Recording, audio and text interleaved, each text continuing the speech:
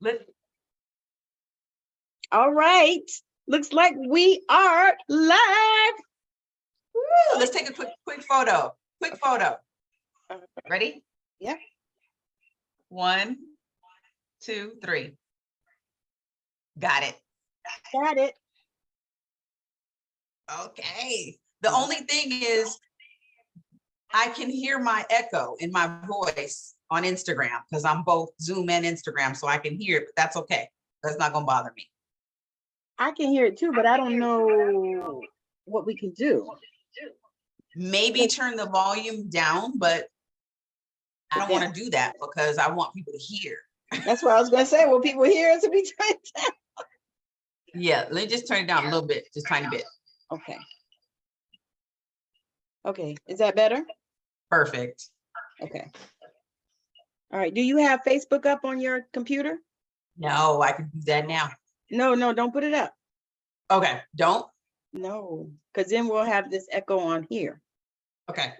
Let me make sure I don't have it up. I don't think so. Nope, don't have it. Oh, wait, yes, I do. Okay, there we go. Okay, better? Yes. Only thing is we can't see Facebook questions or nothing, so. That's okay. It's okay. I thought about it. I was like, I should have got my tablet because I could watch one of those on there, but it's okay. We're going to do this thing. You know what? We look so pretty. Me too, right? Oh my goodness. I am so glad to be on here having this conversation with my beautiful sis, Latasha. It is such an amazing time. I am just so grateful to have her even in my life on any capacity, because she is such a beautiful, sweet spirit. And I felt that when I first met her, like what, 2 years ago or something? It's been a minute. Probably 3 or 4 years. Oh my goodness, it's been a minute. Mm-hmm. Yeah, because I've been seeing your name for years and wanted to reach out, but wasn't sure how. Right. And that happens, especially in the online space, because, you know, you don't know. People are very strange and you don't know. And sometimes yeah, so we're not even going to go there. But we are talking about the healing power in sharing our story. Because yes, Latasha and I have both shared stories, you know, on our life. And we've both been very vulnerable in our shares. And we know that it is such a process when you write. And as a book coach, she's going to tell you how she helps people, you know, with that and in that process, because, you know, people think that just book coaching is about just helping people to write. But she actually helps people to heal and to transform their life through writing. And I'm just so grateful that, you know, she's in my world. And it's a blessing because you're a healer. Yeah. Straight up. Yeah. You put hands on people. Yeah. You speak life over people. I do. You're just in the room and you're healing by being in the room. Yeah. So you're an answer to my prayer. Because although I love the tangible books, I'm a practical person. I love to have a product. Yes. But there's another side that I'm tapping into. Yes. Which is my spiritual side. Yeah. And you're helping me with that.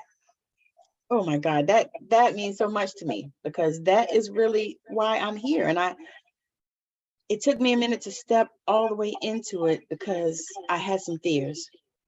We are vibrating like a mother. I don't know what's going on with that. But I had some fears, and I just was afraid to put myself out there, even though I knew the gifts that I possessed. I knew because my grandmother had imparted these things into me as a young child.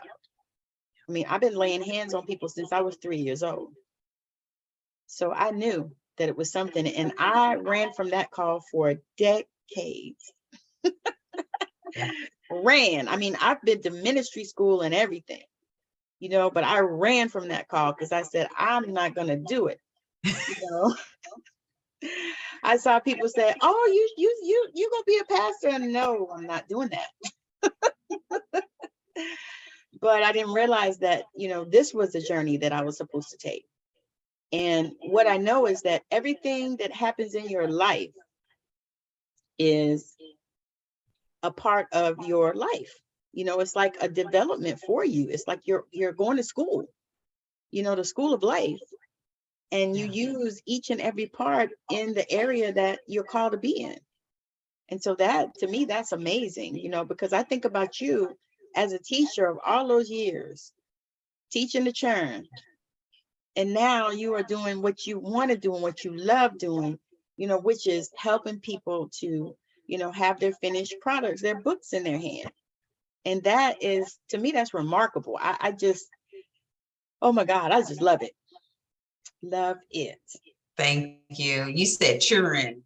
The children. Man, I do miss the children. I do. Do you really? I'll be honest with you. The 20 years that I taught, I enjoyed talking to those young people. Yeah. And they listened to me. Yeah. I was one of those teachers that they would bring their friends to come in at lunchtime. Miss Jimerson, let me tell you something about what they're going through. See, she has a boyfriend and da-da-da-da-da, all the tea. Yeah. And it was okay because they trusted me. Yeah, because you were there to impart into them. But I told them, though, if there's something that I have to report, I will report. Yeah. I'm not afraid to report. Right. But this is a safe space, and you can tell me what you need to tell me, because I'm going to be honest and vulnerable with you about my life. Right. And I will tell them, when I was dating in high school, and they walked away from that conversation like, Miss Jimerson. But they didn't judge me. Yeah. See, well, so we had that. And the thing is, you think about it, a lot of kids don't have anybody to talk to. A lot of kids won't even talk to their parents. Yes. They're scared to talk to them, or the parents, are abusive in some way. I mean, so they needed you. So to me, I believe that God placed you there for that time and that season. God said, these kids need somebody, and I can relate to that, because that's exactly how I did when I worked in nursing. I had people that said, you are an angel. And I knew I was, because I knew that God would drop me in different places to work just to be there for some of those people that didn't have anybody and couldn't talk to anybody, and nobody was listening to them. And some of the nurses, I mean, I'm just going to say it, some of them are so hateful still. They didn't, they couldn't talk to them. And so sometimes God would drop me in places. And I realized that because I worked so many different places. I never think I worked someplace 10 years one time, but I worked different floors and different areas and all kinds of stuff. But that's about the longest. After that, I mean, I think I worked one place for 6 years, but I also did the same thing, floated around, did different things. But typically 2 years is my time. And I know when it comes to the end of it, it's the end of it. It's time for me to go. And I would tell them that, because they would say, oh, we wish you don't leave. And I was like, let me tell you, this is not, what I'm supposed to do. I said, I'm here, as a gift to you, because God sent me here. I said, now, when my assignment is over, then it's time for me to go. That's a sign of maturity when yeah, it's time for you to get off the bus. Yes. This is my stop. Yes. Exactly. This is my stop. This is where we pull the cord. This is where we part ways. Yeah. It's hard to do that in relationships. Yes, it is. It's hard to do that with a job, with a career. Yes. With a business, with clients. Yes. Because you want to love on your client, because you love your, I don't know about you, but I love my clients. I think they're, most of them are just sweet people, and, and so you at this place where you're like, okay, well, it's time for you to go. It's almost like going to the next grade. Okay, you've already finished 6th grade or 7th grade or 5th grade or whatever grade it is. And now it's time for you to go, to another place. Yes. And it's like, okay, yeah, all right. And it's difficult in the same way with like even friendships, I notice. Mhm. Because there are people that, you know, were in my life years ago that are not anymore. And it was just because it was time. I mean, I was going a different direction. They were going a different direction. And, you know, they couldn't maybe understand where I was going. And I refused to have to be validated, you know, and, you know, to me, it was some of the most difficult because I was like, man, I've been friends with this person for 15 years or whatever. And, you know, it was just time to make that change. And it can be difficult. It can be. How did you come up with that conversation, or did you even talk about it? Did you just Okay, so for some, I just didn't talk about it. I just kind of just didn't, you know, just didn't answer the phone when they called. You know, some of them I just blocked. I was like, I can't, you know, especially if it was an online thing.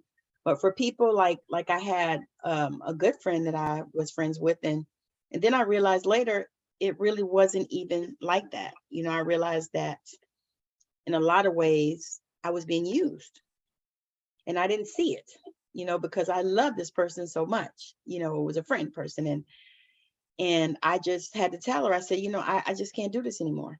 I said, you know, I love you. I said, but you know, because she started pushing my boundaries and, you know, different things. And it was crazy because it was after I met my husband, and I felt like a jealousy or something. And I couldn't figure it out because I don't do jealousy at all. I don't even, to me, that's not a vibration that I can be in. I've never been that way. You know, if you got something I want, I need to find out how you got it, you know, if you want to share, that kind of thing. But I don't have a jealous bone in my body. And I couldn't understand because she had been with me through so much. You know, we had been friends for over a decade. And she had been with me through my first divorce, well, my only divorce. But she'd been with me through my divorce. I was with her through hers. You know, we helped each other with our kids, you know, different times. I mean, just close like that, like sisters.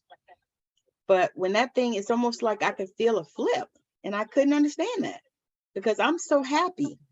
And why wouldn't you, as my friend, be happy for me? You know, I couldn't get that. I got a confession.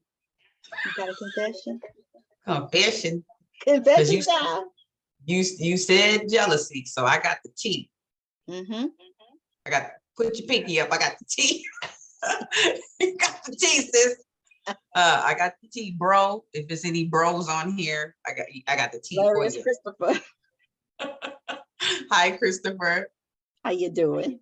Oh, hilarious, Christopher. 4566. Okay. So jealousy is one of the things I've been working on in myself. So I'm so glad that you have not dealt with that, because that's why you and I click, because you helped me develop in areas where I need to develop. Yeah. So I have always had daddy issues. Yeah. Yeah. I mean, deep. Yeah. Yeah. So every relationship I've ever been in romantically, I have felt insecure. Wow. Okay. Because not only was I not raised with my father, he never raised me, but when it was time for us to communicate, when I started having children, he reached out. Gotcha. But whenever I reached out, he didn't have time. Yeah. And I always had a chip on my shoulder because he went and raised a whole nother family.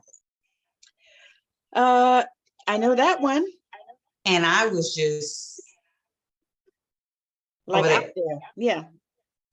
So every time I had a boyfriend and I felt the slightest bit like I wasn't the chosen one, I had a problem. Yeah. Well, you don't even realize that would affect you in that way, but I can see it as you're talking about it. Mm-hmm. Yeah. Every time that little girl would bubble up inside of me. Yeah. are having a little trigger. Mm-hmm. And I date good looking men. I know what you mean. Me too.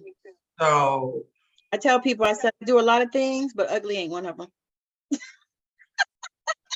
I mean, I don't have broke, you know. I gotta have somebody. Boorish. I gotta have somebody that matches my intelligence.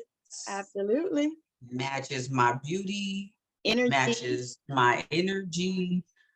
You gotta bring it. Yeah, I agree. But here's what happens though with these good looking men. They get a lot of attention. And so for me, it's always been an issue with, well, you spent a little bit too much time with her.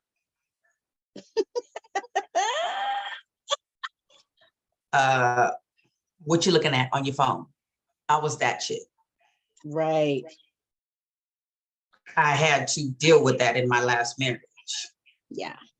So I understand now how to take ownership of that and call it what it is. Yes. Jealousy, insecurity, yes, rooted in daddy issues. Yes. I didn't know that. Have you resolved that for yourself? It's still being resolved now. Gotcha.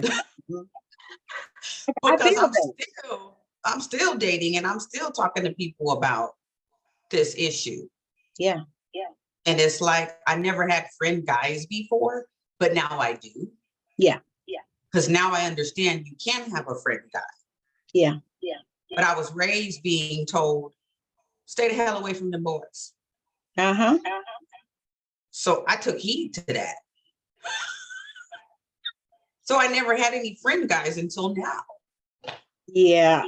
I think that for me, I always used to blur the line with that. Like I have a young man that we've been friends for a few decades, but we blurred the lines in there. But we were friends. I mean, you know, even today, he's a person, you know, I could call if I needed to talk to somebody or whatever, because he knows me from like high school, you know, and that's almost 40 years. So it's like, you know, but we blurred the lines, you know. And that happens. And you know, we do it quite regularly. I mean, I would, and it's a whole ass thing, but it's one of those things. To me, it was a growth process as well. But you know, when you talked about the daddy issues, I can relate because I felt like, now I was raised by the father that raised me, married my mother and adopted me and all that. And I love him. And that's the one I call dad. Okay. If I talk about my daddy, that's what I'm talking about. The other one is my biological, and I have a relationship with him now. But I always felt like I was the outcast, you know, like I was an afterthought. You know, like, okay, he went and he had all these other kids, you know, mom, it was just me between him and my mother. Now my mother had other kids and all that stuff, but that man treated me as if he birthed me. Yeah. You know, but my own was like, you know, and so I believe that it affected my relationship with my first husband, because I hung on for so long because I didn't want, you know, my children to deal with the divorce aspect and all that, you know, because that was a whole other thing. I was young when they divorced, and I don't even know, to be honest, to this day, I don't know how old I was when they actually divorced, because nobody talked to me. Yeah.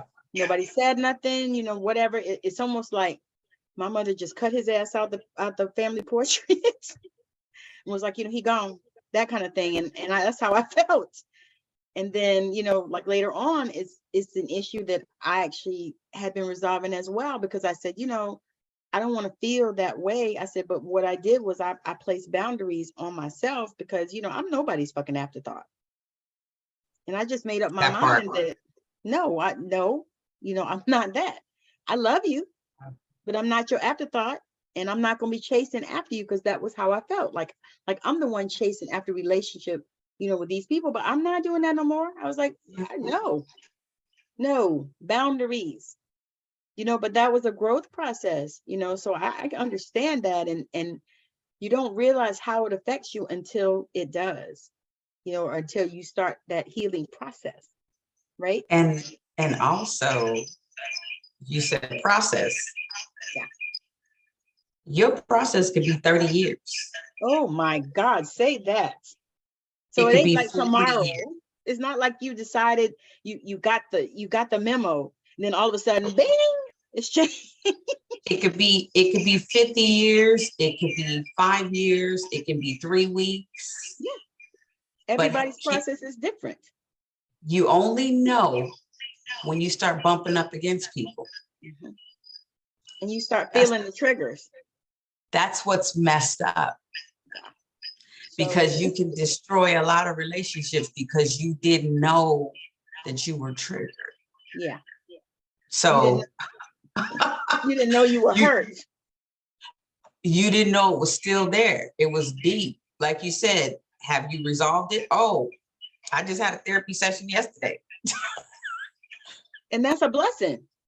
Yeah, I have 2 people that I go to for my mental health right now. That's a blessing. That are hired professional people. And then I have friends like you. I think that's a blessing just because, typically in our culture, people don't embrace that. And we need to. Say that. Especially our culture, because of all the all the trauma that we have gone through, even in our generations, because we are still dealing with that stuff. We're still dealing with the middle passage. We're still dealing with the fact that some of our own people sold us. We're still dealing with all of those things and the things that we have to deal with on a day-to-day and a daily constant basis. We're still dealing with the white privilege stuff. We're still dealing with all of that. So on top of that, these other things are like extra, so I truly believe that people need that. Personally, when I got divorced, I think that I credit her for saving my life and saving me from going to prison, because I was going to kill that man. That's how hurt I was. I was planning it, girl. I was trying to figure out how I could do it and get away with it. But I went and talked to this girl. I think I had 4 or 5 sessions, and that was enough for me. And that helped me to move past that. You know what I mean? But I'm wholeheartedly for that. And I wish that we would wake up as a culture and say, you know what? I need to go talk to somebody. There's nothing wrong with that. And it don't have to be your mama. Right. Yeah. You said jealousy. So that opened up another wound. Because it's the jealousy rooted in daddy issues. And I have a friend who, her and I was hanging out for a year. And then I had to back it up. Not because of her, but because I was being triggered by her constantly talking about her new boyfriend. Yeah. I got jealous. Yeah. I felt that. Because you said, why not me, right? And I said, once again, I wasn't chosen. Right. Once again, she's happy, she's sharing. And then it also became, that was the only thing we were talking about. Oh, yeah. Was her boyfriend. Yeah. And then when she asked me about my situation, it was like, it ain't quite as fun over here. Can I be real? Yeah, be real. Quite as cool over here. So don't ask me about my situation. That's how it became. So I said, you know what? I got an attitude problem. Let me distance myself from her to protect her feelings. Yeah. Because I got an attitude problem and I need to deal with me right now. See, and that's mature if you think about it. Because a lot of people don't. Because like I said, my friend didn't. I had to do that thing because I was like, I would start feeling contracted in my stomach and stuff. And it was, when I would just see the message on the phone or her calling, I was like, I can't do this. I can't do it. And I was like, I just can't, because I don't understand it, because I don't come from that paradigm. You know what I mean? And I was like, how could she begrudge me my happiness when she knows what I went through? Yes. You know, she knows that. Can she just be happy for me? Just be happy for me. But you know, I realize now that she probably had her own issues. Yes. And she actually dealt with some crazy stuff. And I was actually trying to help her with it. But to me, it was almost like she would get angry with me for trying to help her with that. That And I part. was like, oh no, see, I ain't got time for this him. No, no, no, no, no. I am no. Don't have time. Not gonna do it. Done. I'm out. I'm out. We talked about this. 1, 2, 3, 4. I got like 4 girlfriends from high school. Oh, that's a blessing. Yeah. It's been one of them. I think I was 12. I'm gonna turn this sound down because it's starting to really echo. Me too. I was like, I don't know what that's about because we don't have Instagram on anywhere else. Okay. Maybe that's better. We were friends. We've been friends since she was 11 and I was 12. Oh, so about 30 years or so, right? It's over 30 years because I'm 47 and she's 46. Man, we are so tight right now. That's a blessing. I mean, we're on the phone. Girl, I love you. I love you. Every phone call. Yeah. Voice clipping, checking in. However, it wasn't always like this. Yeah. So y'all stood the test of time. Because there were years, 2, 3, 4 years, when we were in relationships that were less than ideal. Yeah. And we didn't want each other to see the bullshit we were putting up with. Yeah. Yeah. So we were not connecting because we have that so much love, that sisterly love, to where we always protected each other. Yeah.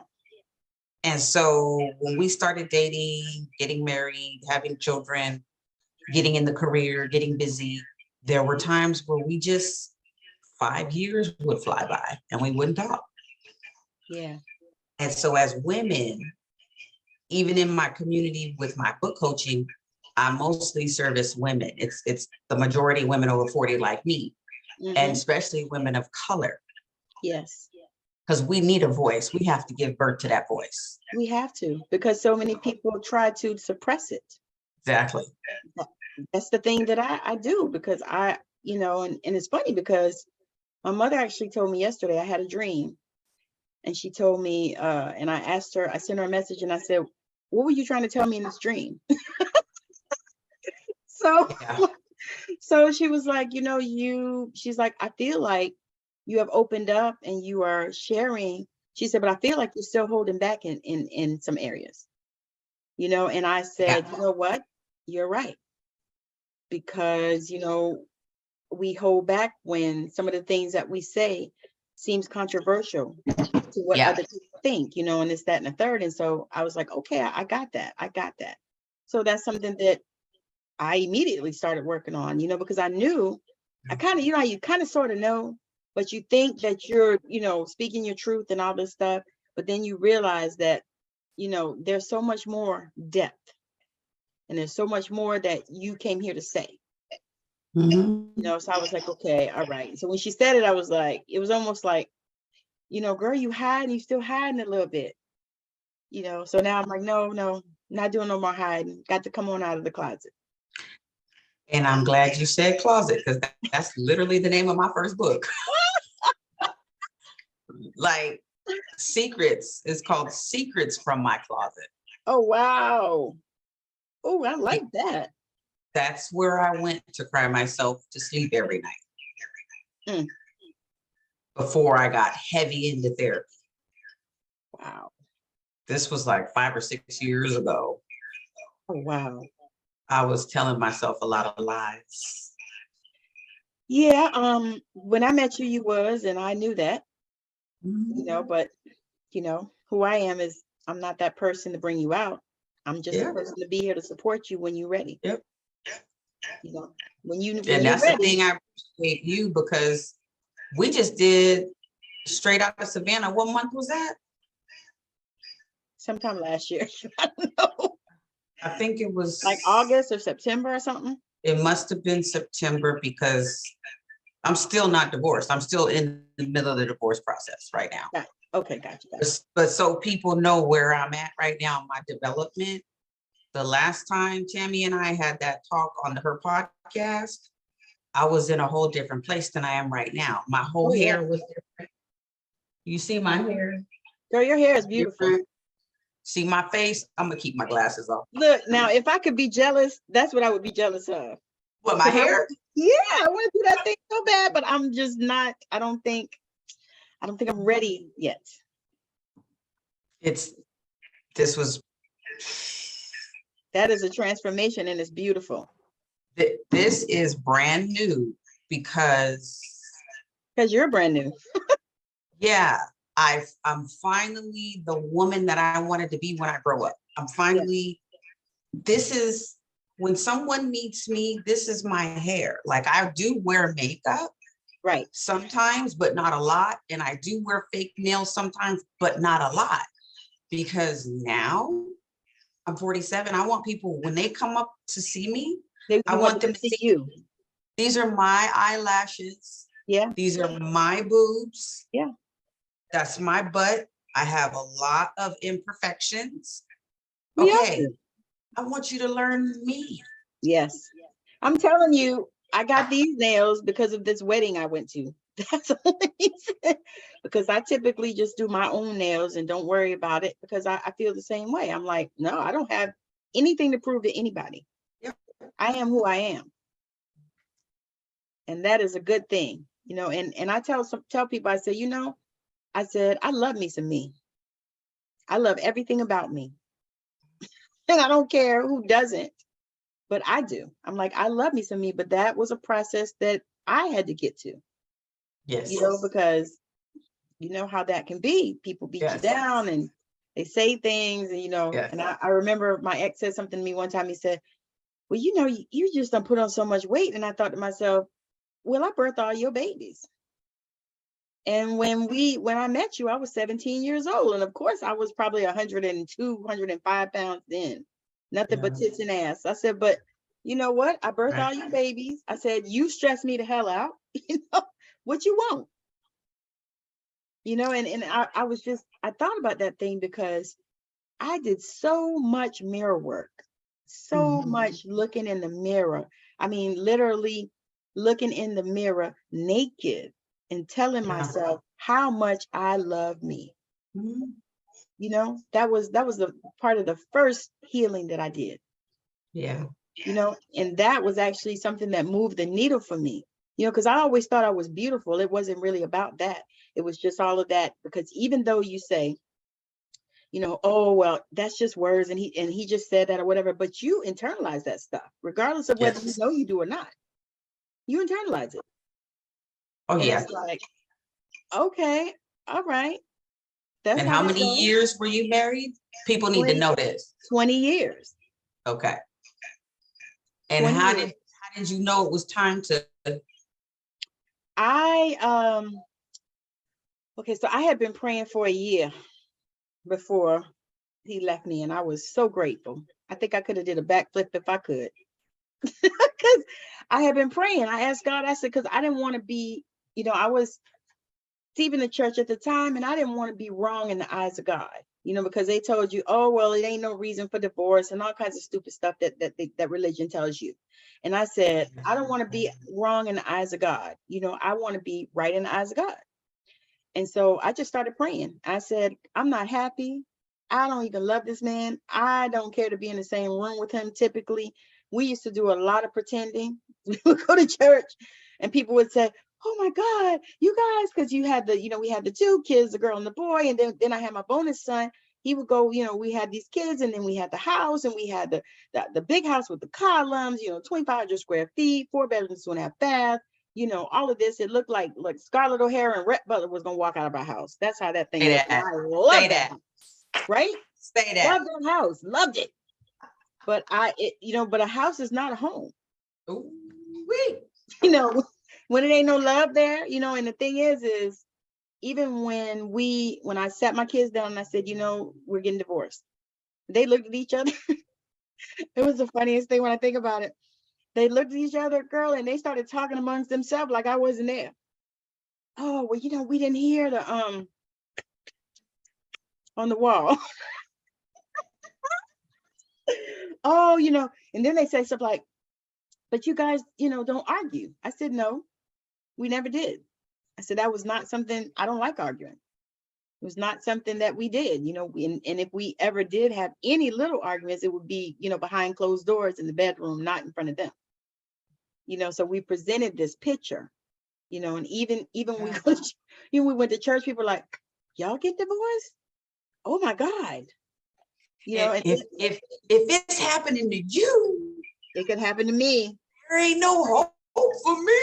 Like I lost friends like that too, because it's almost like I had a disease and they got scared they were gonna catch it.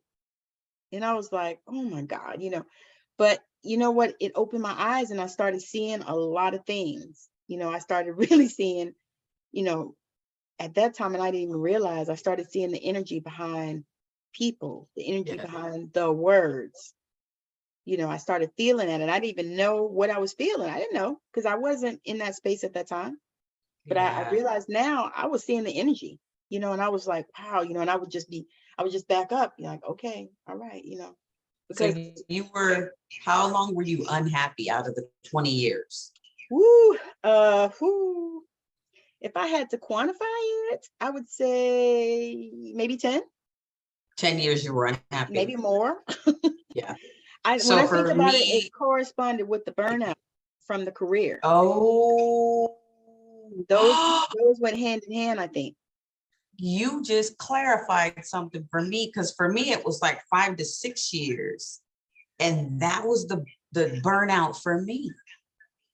Burnt out on the job, the marriage, life, my body, my soul, my spirit. Yes. Hated myself. Yeah. All that. And didn't do no loving, on myself, no self-love, and just really, to be honest, I truly believe I was abusive to my body. Yeah, me too. In a lot of ways. Yeah. I was eating until midnight. See, and for me, I was working myself to death because I would work. I mean, it was nothing for me to work 16, 20 hours in a day. Wow. When I think about my kids, I am so grateful to God because I did quality time with my kids, not quantity. Yeah. I mean, there was days when they would see me because I would make sure I was there so that, I could make sure homework was done and all these things. And, and then, when they went to different stuff, like my son was an actor for probably from 6th grade up. Before that, he did soccer and basketball and all that stuff. But we would go from like different plays and I would have to take him to practices and this and that and all that. And then they did the rap team at the church once they got older. So, before they were driving and stuff like that, I have to drop them to those practices and, all that. And they did music. And then, my daughter did whatever she did. So I would have to be back and forth, dropping, picking, so I did all that stuff. But I say that I did quality time with them more than quantity. And I thank God that, nobody's in prison. They're all doing well, taking care of their themselves. I mean, all of that. And I have to thank God because I worked. And I would tell them, I said, I got to go to work because you'd like to have Nikes and shit on your feet. Well, how you think they're going to come in the house? Because you can't just go to the store and steal them. It ain't like now where, if you don't sell $500, they don't prosecute you. And all these different, like my son did soccer for 6 or 7 years. And I promise you, I'll never forget, I bought him a pair of soccer shoes. Like when the season was out, so I could pay like $20, $25 for him. And then his foot grew. So he never even wore those brand new shoes that I bought him. I had to give them away to somebody. Wow. Yeah. And I had to buy some more, and things like that, but when I think about it, I'm so grateful because, they turned out so well. My kids are, beautiful. They're woo-woo kids too, beautiful spirits. And, but I worked. That was to me, that was my drug, because if we were having problems in the house, I would just go to work. And I would say, I can't deal with this right now. I got to go to work. I got to go So lay down. you were a couple of hours. a workaholic. Yeah. So for me, I was diagnosed bipolar in 2007. Okay. So I've always been a little bit off balance. Right. So I was a workaholic, a sexaholic. Yeah, that too. And a foodaholic. That too, if I could, I said I worked so much because I couldn't. I was using everybody and everything to medicate myself. Yes. Yes. And that's when I realized, oh my God, when I started going to the hospital for different issues. Yes. I was like, whoa, what is going on? Because I'm a pretty excellently healthy person. Right. So if I'm going to the hospital, it's an emotional, psychosomatic symptoms is what I learned from reading. But I didn't know until I knew. I was going to say we don't, because I actually just did a video just before we came on here about how disease is the result of unforgiveness. And typically it's because we don't forgive ourselves. And I can say that because we've talked about this last year. I was sick as a dog from probably December 21 until just this January, until I finally surrendered and said, you know what, I gotta surrender this, and I didn't even realize, because I've never really been sickly either. I've only ever had like female problems, because I had endometriosis since I was 12. So that's really the only thing that I've really battled is that. And so I never really had no issues, and everything that came out, every new treatment and stuff over the years I would do, like I did ablation, I did different things. I did the DNC when I was, I think 17 or something. So, I had different things that I did for that, but that was really the only thing. Otherwise, no. And then all of a sudden, I got problems with my stomach, and then I got, my shoulder froze, and just one thing after another, COVID, and now long COVID. And it was like, what in the world? And it was almost like God was speaking to me and I wasn't listening, and I think that they're on a level when I think about it now, I don't think I even forgave myself even after all of that. Like I forgave my ex, and I'm one of those people, I'm quick to forgive other people because I don't play games about holding on to that. But I think that a lot of times we forgive other people, but we don't forgive ourselves. And we hold ourselves to the wall because of how we allowed somebody else to treat us. Ooh. Yeah. Because say that again louder for the people in the back. We hold ourselves to the wall because of how we allowed other people to treat us. Because we allow that stuff. Yeah. And of course there's always reasons why we do it. But the point is, we still do it, because I truly believe like blame is like one of the lowest vibrations, and I don't even try to do it. Because what's the point of it? It don't solve no problems. Nope. And it don't even matter, because even if something happened to you and somebody did it to you, you still have to fix whatever it is. Yeah. So why even focus on that? You're responsible for your response. Yes. Yes. And my mom always used to say, you can either act or you can react. And I never actually really understood that until I was grown. But she always used to say that. She said, you can act or you can react. You choose. Yeah. Ooh, man, I could talk to you for hours. Y'all see why it's so easy to get along with this woman? It's so easy just to relax and kick back and talk for hours, because I prayed for people who are healers. Oh, wow. I did. I prayed for friends 5 years ago. I prayed for new people to come into my life who see me for me with my short hair. Yeah, I prayed for that. I prayed for people. You see me, you hear me, you support me. Yeah. And I have, it's like when we met, it was something, because we had like this long conversation the first time we met, remember? We had it on Messenger. And then I think we talked on the phone, you know, and it was like, wow, I was like, okay, because I just pray for genuine people. Yes. You know, that's what I pray for, because so many people are so not genuine, and it's like, oh, you know, but I pray for genuine people. You know, I was like, I want genuine connections, you know, people Yes. that truly, like, if I say, girl, you know, I'm struggling with this, or, you know, do you know anybody that, you know, blah, blah, blah, or whatever, you know, just connections. And I pray for that. And I'm just like so blown away how, you know, different people have shown up in my life, including you. It's like, wow. So we're gonna have to do this show every week. We do. I'm totally all about it. I'm open and available to collaborations, and anybody who's watching this, I know they're probably thinking, well, dang, they're just having a conversation like we're not here. Especially on see Facebook. y'all. We see y'all. We love y'all. Instagram, Facebook, TikTok, wherever this is going to show up, your podcast, my YouTube. Yeah. We want to demonstrate to y'all that this is how we bond. Like this is how you create a relationship. This is how you build a business. This is how you build a family. This is how you build a career. This is how you build a life. I didn't start becoming really successful until I started telling the truth. That part. Okay. When I showed up in my skin with my voice, yes, people started coming. Yes. When I wasn't speaking up for myself in my personal relationships, yes, my energy was different. I mean, even your color, girl, I wanted to tell you that. Even your color, it's like your skin is like brighter. You know what I mean? It's almost like what is the word? Your aura. I can see the difference in your aura. Just I mean, it's like it's powerful. And the thing is, people don't realize that.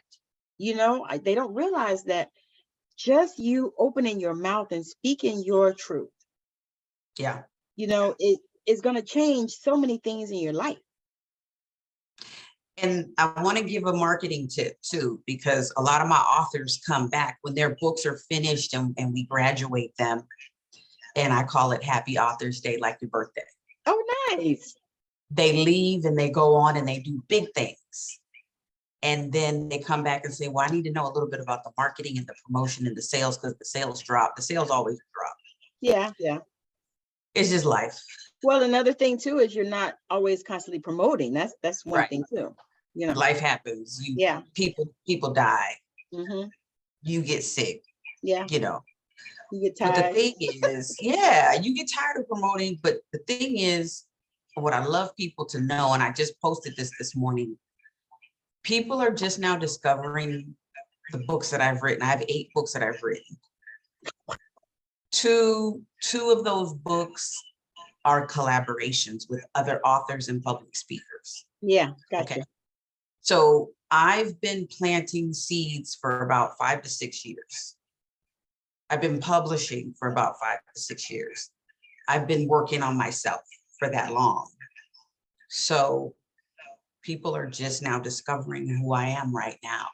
Yeah, same. So it's been, those of you that are out there that have been doing your business for 5 weeks, bruh. You almost want to say, just grow up. I used to do this. I would be like, nobody bought my book? I made 20 phone calls. I made 20 phone calls. I don't have any clients. It takes a lot more than 20 phone calls. It takes a lot more than 5 weeks. You have to be consistent. You have to show up, and you have to be who you are. And you have to believe in yourself. Yeah, even if you don't feel good, you get up and you're not in your best skin, you better do them affirmations. You better look yourself in the mirror. Like Tammy said, you better be naked. Yep. Get in that mirror and say whatever you need to say, and do fake it till you make it. I do believe in fake it till you make it. I do believe in that. Some people say, nah, whatever. I faked a lot of orgasms. Yes. Okay. Yes. I faked a lot of things, a lot of happy, joy. Yes. And I will be honest, that helped me through that stage of life. Yes. So if you got to fake it till you make it, fake it till you make it, but plant those seeds, because 5 years from now, people will discover you. And honestly, I'm a history teacher.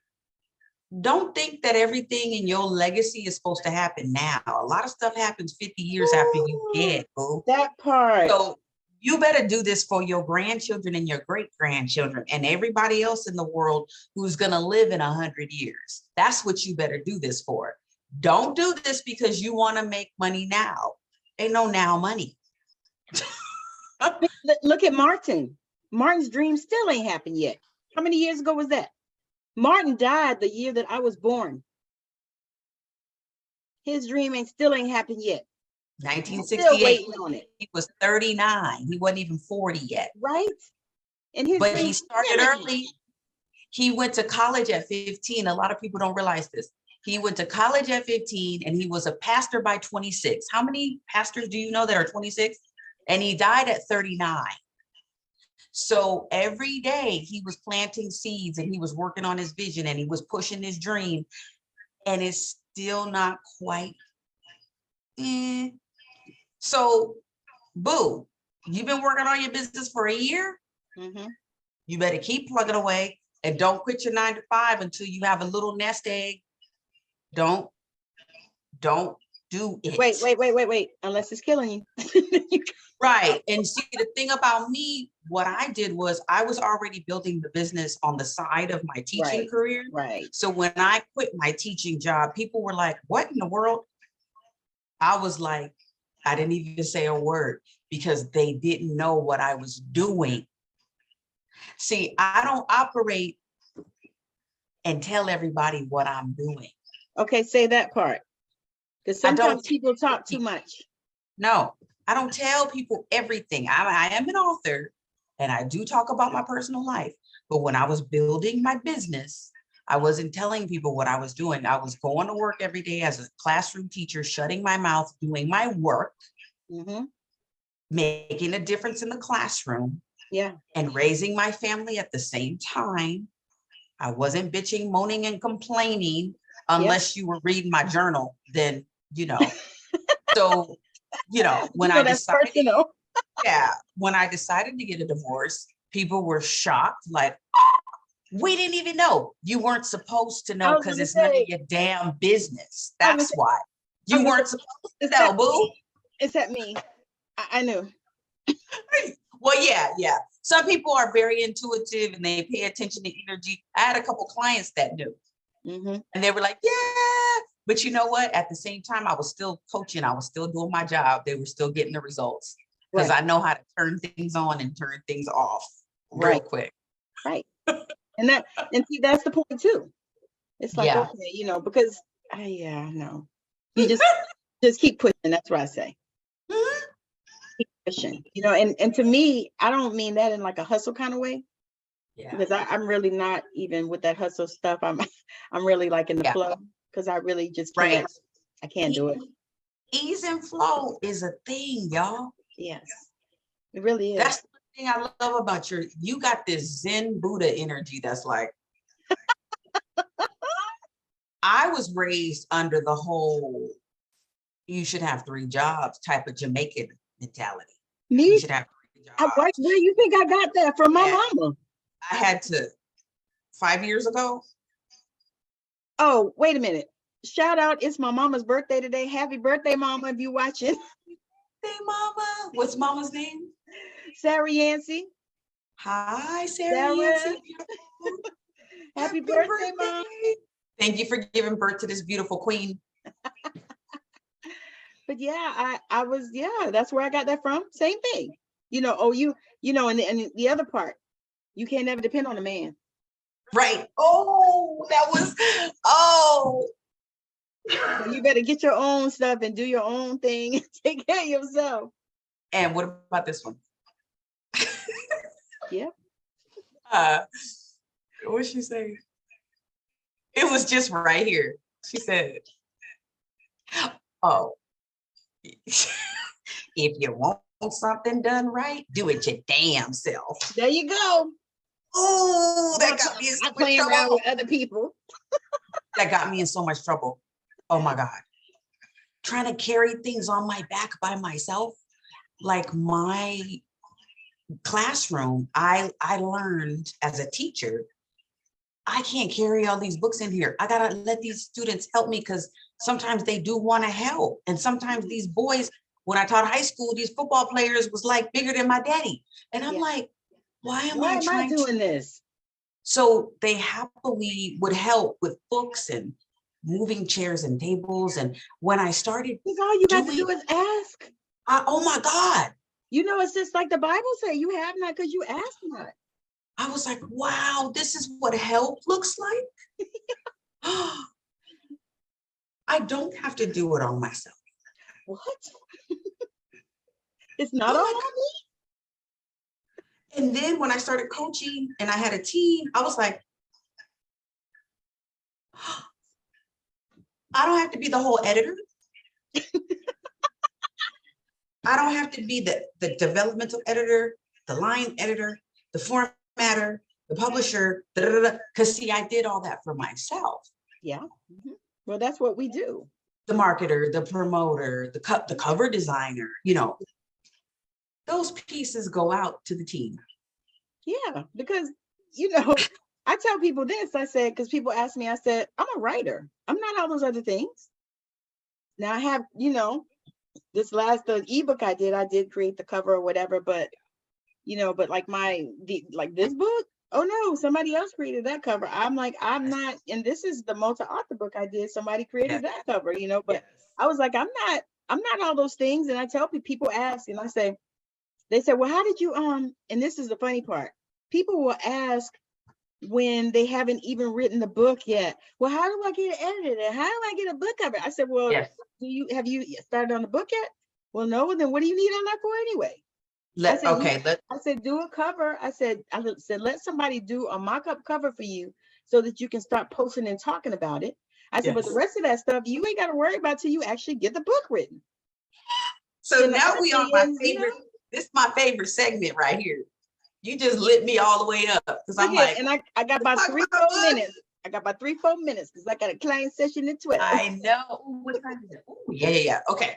So the thing I want to say before we get off of here, y'all, is that we just sat here and told a whole bunch of stories about ourselves, you know, our health, our marriages, our careers, all that. We could talk all day. Yeah. The thing I want everybody to know is when you start working on yourself and you really start trying to heal, there's going to be a lot of dirt that comes up. Ooh, say that. And my therapist just told me this yesterday. She said, what is it from your childhood that you're still allowing to define you? And I said, ooh, I have one of those. She's like, for real, direct in your face. She don't hit me with the feather. She hit me with the belt. So yesterday I said, that's how it's supposed to be. Exactly. I said, you know what? She's the best therapist I've ever had in 20 years of therapy. That's 20 years. She's unearthing. She's plucking, and she's really pissing me off, if I want to be honest. And she asked me yesterday, she said, did I say anything today to trigger you and make you mad? I said, actually, no. She goes, that's how I'm going to end every session. I said, yeah, because you be poking at me. When she asked that question, what is it about your childhood that still defines you as an adult? I said, I can't answer it right now. I have to journal about it and I'll be back. Right? So we hung up. And so next week, my homework assignment is to give her the answer. I done already prayed and meditated and got the answer. And I don't like it. But I'm going to give it to y'all on the next one. Exactly. He pulled that thing out of me and I meditated. When I meditate, God tells me the answer. When I shut it down and I'm listening, God tells me the answer. And then I'm like, oh, now I got to do something about it. Yes. Now, that's the part. Yeah, I was just going to say, give us the answers, but many times we don't want to, we don't want to do nothing. And that's why we're doing this, because there's a lot of people out there watching us right now that have these stories to tell. And as we're talking, things are bubbling up inside of them like soda, but they're still gonna push it down and they're not gonna tell it for 5 years, and that's okay. But for those of you that are ready to tell your story, Yes. get this stuff out, start healing, start recovering. Yes. Reach out to me. You Yes. can literally Google me. I'm everywhere. Latasha Jimerson, Coach LT. I will coach you through this process, because writing that book the first one was, I didn't write for anybody else other than myself. Me too. And I felt like I was pregnant, and I finally let the baby out, and I was yes, that part. And you know, with the writing of the book, I mean, it's just such an amazing process. And I'm finding that so many times people want to write the books, but they have so much that they need to heal, that they need to come and work with me so I can help them to heal, so that they can get that shit out, so that they can write these stories and tell it and share it. Because it's like, especially when you've had a lot of trauma. And y'all, trauma can be anything. I mean, trauma doesn't have to be, you know, it's like we were talking about PTSD, my husband and I, and it doesn't have to be just, you know, somebody shooting at you when you're in the war. You know, it could be that you was laying on a ship and you had to listen to, you know, planes landing on the ship, which y'all know that's loud as I don't know what. You know what I mean? It could be that racism is a trauma. You know, sexism, you know, any of those isms, those are traumas. That you don't even recognize or realize that they're traumas, you know, because people are like, oh, well, have I been through anything? Well, no, I ain't never really been through anything. Yeah, but your mama treated you like a dog, or your daddy treated you like a dog, you know, or you didn't know your daddy, or you didn't know your mama, or, you know, they gave you away when you were a baby or whatever to grandmama, whoever. You know, those things are traumas. Yeah. And even the human experience of being born is traumatic, because you're coming out of a birth canal and you're being squeezed. For sure. So every human being has been through some kind of trauma. They just don't know it. Well, they don't, and they don't recognize it. And that's why we're here. Yeah. That's what keeps us employed and successful, and not having to go to a 9-to-5. That's why we have a job. Yup. Okay, I was trying to share that out, but I don't know how to do it. So we're done. Yes. Right? So we will let you know. I was gonna say, we'll let you know. Want to get a hold of you. You want to get a hold of me? I'm everywhere as well. You can Google me as well. I am on LinkedIn. I'm on Instagram. I am really Tammy Y. Morrison. I'm on YouTube at Tammy Morrison. You can go to my channel. I'm on TikTok at Tammy Morrison. I do a lot of healing videos and meditations and things on my channel on YouTube, and also on TikTok. I do a lot of the short healings. Also on Facebook, I'm Tammy Morrison. And my business is Unleashing Your True Self. So you can find my business page there as well. Yeah. And we'll let you know when we decide to come back and do this. I don't know, you want to do it on Fridays? We can. Let's talk about it though, because I got a couple of things coming up. Yeah. But yeah, we're definitely going to do this on a regular basis, because writing is healing, talking is healing, storytelling is healing. Yes. And I believe in the impact, because I know that this is, even if people are going to come back and watch the replay, and thank you, replay viewers, you know, because it's so much, it's so healing. Yes. You know, and we need that in this world with everything that's going on and all the craziness. Yeah. Thank you for having me. Thank you for joining me. Look, and loving me. That's what I'm saying. Because that's what it's all about. You know, and I find that, you know, I found over the years that, you know, family ain't always blood. Right. Yeah. You know, I'm a professional family creator as a classroom teacher for 20 years. Yeah. Every single period, first period through sixth period. Each period was a different family with different dynamics. Yes. But I knew how to build trust with every single group. Yeah. So I don't rely on blood to be my family. I can create a family anywhere I go in the world. I can create a family. Absolutely. Because, you know, we're both places that we're not from. Right. And God planted me everywhere that I am. Yeah. God planted me there. I agree. Same thing. It's like, okay, well, why are you here? Because people was like, are you from, you got family? And I'm like, no. Right. You know, or maybe one person, or, you know, and then sometimes, you know, you go places and you don't know why you're really there. Yes. And then when you get there, then it becomes apparent after a while. It's like, oh, Yes. I'm here, you know, for this particular purpose, you know? Exactly. You don't know until you pay attention. Exactly. So again, thank y'all for hanging out with us. Those of you on Instagram, thank you for the love. Those of you that are hanging out with us on Facebook, we'll go back and look at the comments because we couldn't even see Facebook at all. I don't know who's here, but hey, and I don't have my glasses on, so I really can't see you. But we love you, and we'll be back. We'll be back. We Stay do. tuned, y'all. And we'll share more, you know, healing through sharing your stories, because I think that is the thing we're going to do. Yes. Amen. Thank you. Yep. So you guys have a wonderful, wonderful, wonderful rest of your day, evening, night, weekend, whenever you see this, because we know that people all over the world are watching this. So you probably watch it in your own time zone. So, you know, just enjoy your day. Awesome. Bye.